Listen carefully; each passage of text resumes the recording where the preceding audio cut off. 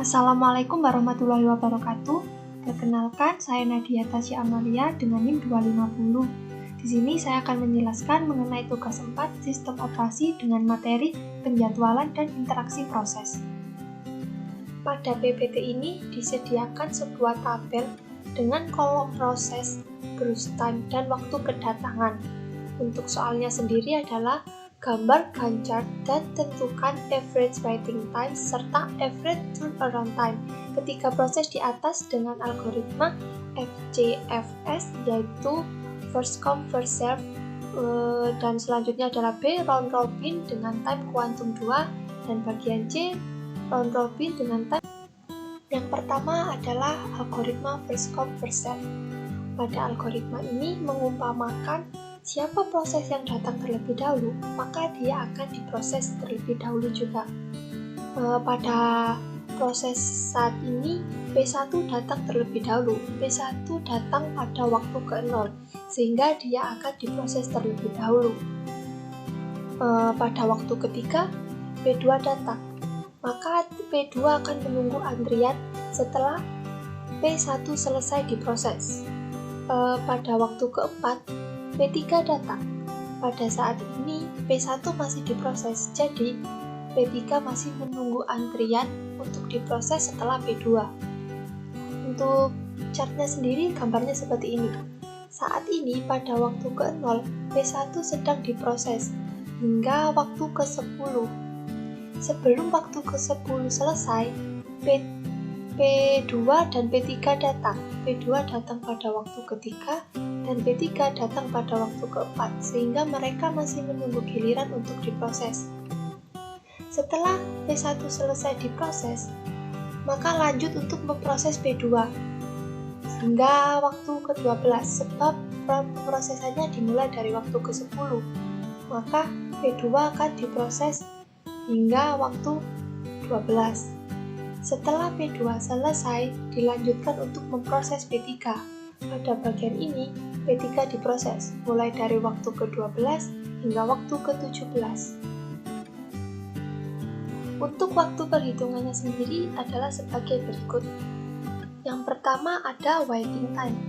Waiting time adalah waktu yang dibutuhkan proses untuk menunggu eksekusi dari CPU.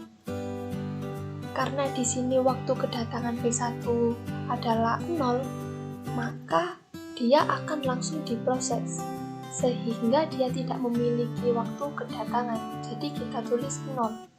Untuk P2 sendiri, karena dia datang pada waktu ketiga, maka cara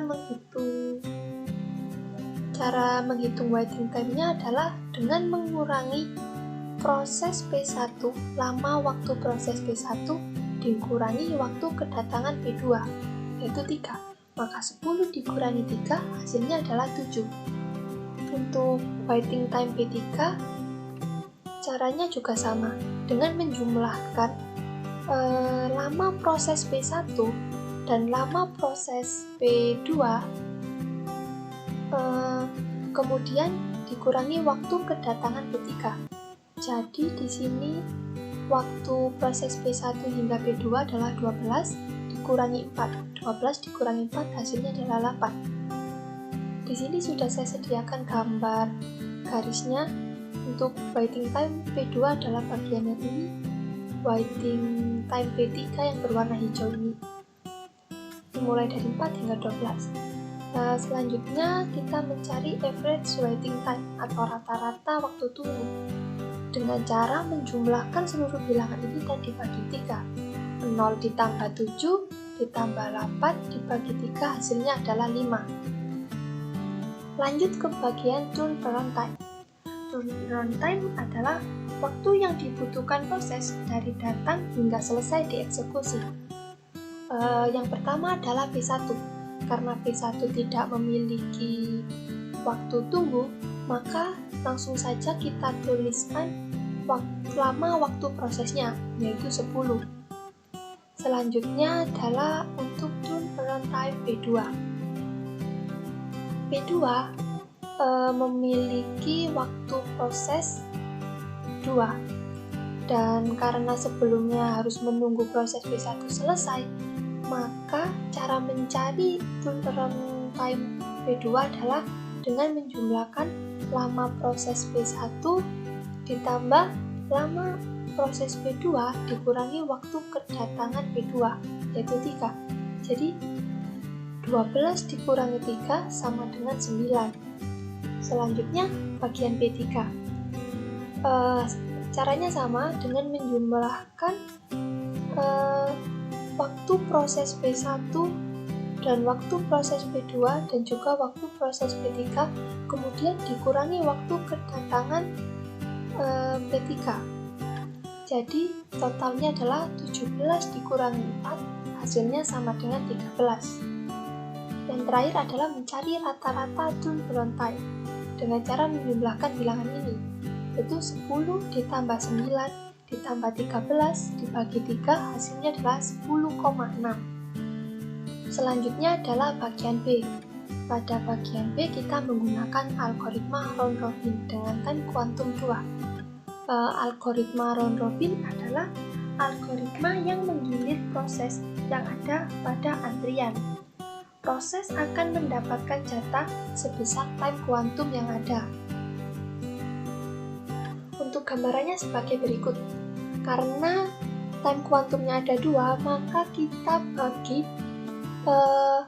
time P1, P2, dan P3 dengan 2. Di sini P1 10 time dibagi 2, maka akan ada 5 bagian.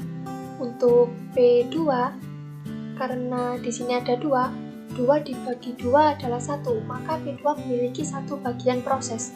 Untuk P3, 5 dibagi 2 hasilnya adalah 3.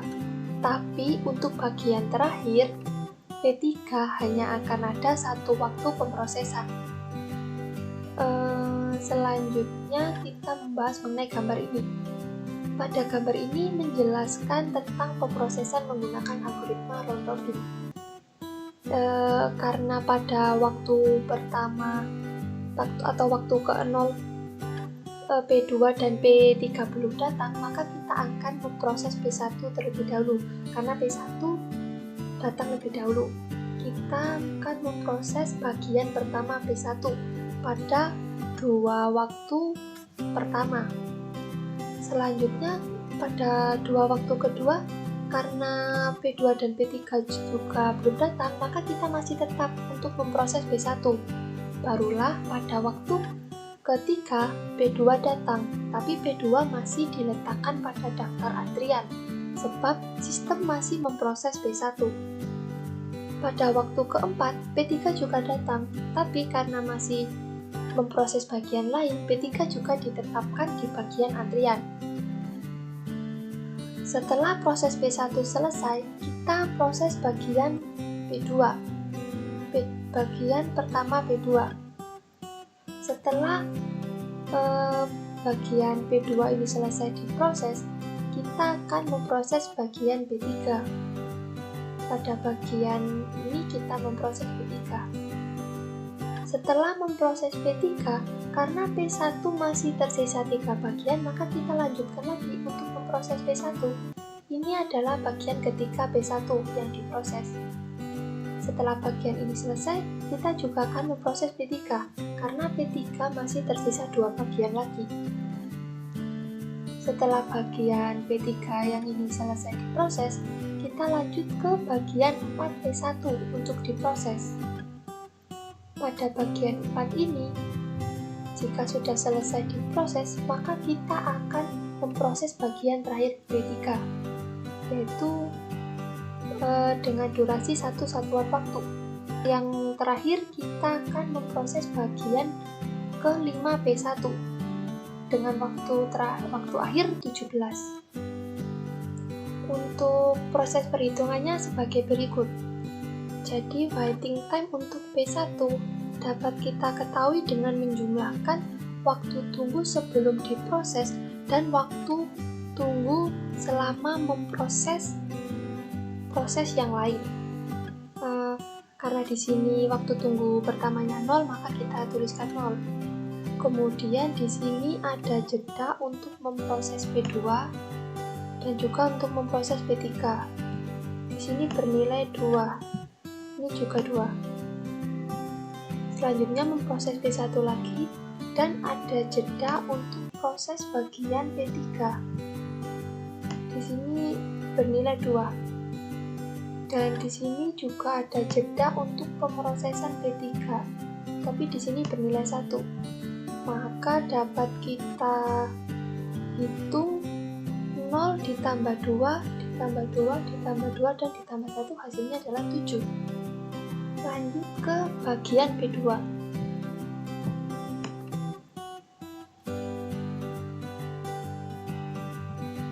Pada bagian P2 ini, P2 memiliki waktu datang 3 dan diproses pada waktu keempat. Maka cara menghitungnya adalah 4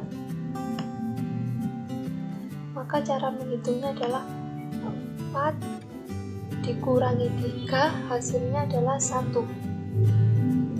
Lanjut ke bagian P3. Pada bagian P3, P3 datang pada waktu keempat, maka ada jeda untuk pemrosesan P2. Kemudian pemrosesan P3 bagian 1, dan dijeda lagi untuk proses P1 dan memproses P3. Lalu di sini memproses P1 lagi. Maka di sini ada 3 jeda dengan masing-masing waktu 2. Jadi 2 ditambah 2 ditambah 2 hasilnya 6. Kemudian kita hitung rata-rata waktu tunggunya dengan menjumlahkan bilangan ini dan dibagi 3. 7 ditambah 1 ditambah 6 dibagi 3, hasilnya 4,6 adalah. Selanjutnya kita akan menghitung turnaround time, yaitu waktu yang dibutuhkan mulai dari proses datang hingga proses selesai. Yang pertama adalah P1. Karena P1 datang pada waktu ke-0 dan menunggu diproses dan selesai diproses pada waktu ke-17, maka langsung saja kita tulis 17. Sedangkan untuk P2, karena P2 datang pada waktu ketiga dan berakhir diproses pada waktu ke-6, maka dapat kita hitung dengan cara mengurangkan 6 dikurangi 3. Hasilnya untuk P2 sendiri adalah 3. Untuk P3 sendiri pun begitu. Karena P3 datang pada waktu keempat dan berakhir diproses pada waktu ke-15, maka kita tinggal mengurangkan 15 dikurangi 4. Hasilnya adalah 11. Dan untuk nilai rata-ratanya sendiri, cara menghitungnya adalah 17 ditambah 3 ditambah 11 dibagi 3, hasilnya adalah 10,3. Yang terakhir adalah bagian C, round robin dengan time kuantum 5. Karena di sini P1 memiliki boost time 10, maka 10 dibagi 5 adalah 2. Jadi P1 memiliki 2 bagian untuk diproses. Kemudian P2, karena P2 di sini bernilai 2 dan 2 dibagi 5 tidak bisa, maka langsung saja diproses 2 boost time ini. Kemudian lanjut ke P3, di sini P3 memiliki 5 boost time. Jadi 5 dibagi 5, 1. Jadi untuk P3 akan memiliki 1 bagian untuk diproses.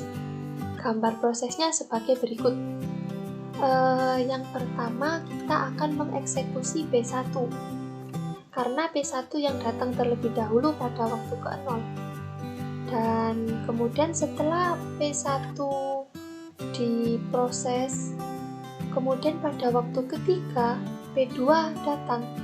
Karena masih memproses P1, maka P2 akan diletakkan di daftar antrian untuk diproses setelah P1. Kemudian lanjut kepada waktu keempat. Pada waktu keempat, P3 datang. Karena masih sedang melakukan proses, maka P3 juga diletakkan di daftar antrian untuk diproses setelah P2. Setelah P1 selesai, kita akan lanjut untuk memproses P2. Karena P2 hanya ada 1 bagian dan waktunya juga singkat, maka kita akan lanjut untuk memproses P3 pada waktu ke-7. Karena P3 hanya ada satu bagian, maka kita akan langsung lanjut untuk memproses bagian B1, bagian kedua B1 ini. Setelah itu proses akan berakhir, karena semua bagian sudah diproses. Lanjut ke perhitungan waktu tunggu atau waiting time. Untuk B1, karena B1 langsung diproses, maka waktu tunggu pertamanya adalah 0. Kemudian untuk B1, pemrosesan B1 dijeda oleh pemrosesan P2 dan juga P3.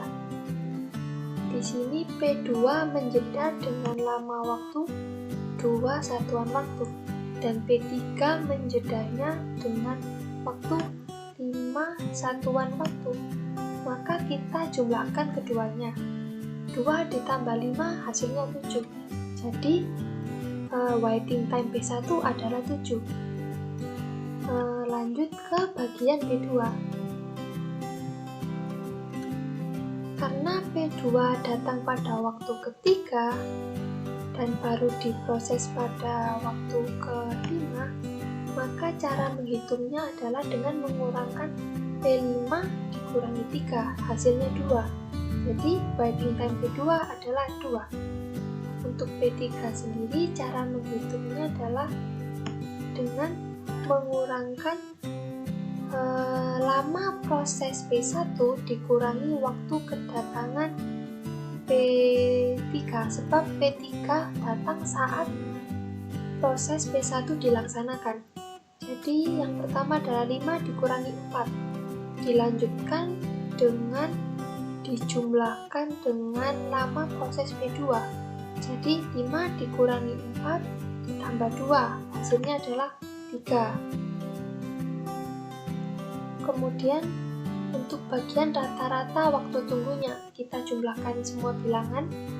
7 ditambah 2 ditambah 3 dibagi 3. Hasilnya adalah 12 dibagi 3 dengan hasil akhir 4. Kemudian lanjut ke turnaround time.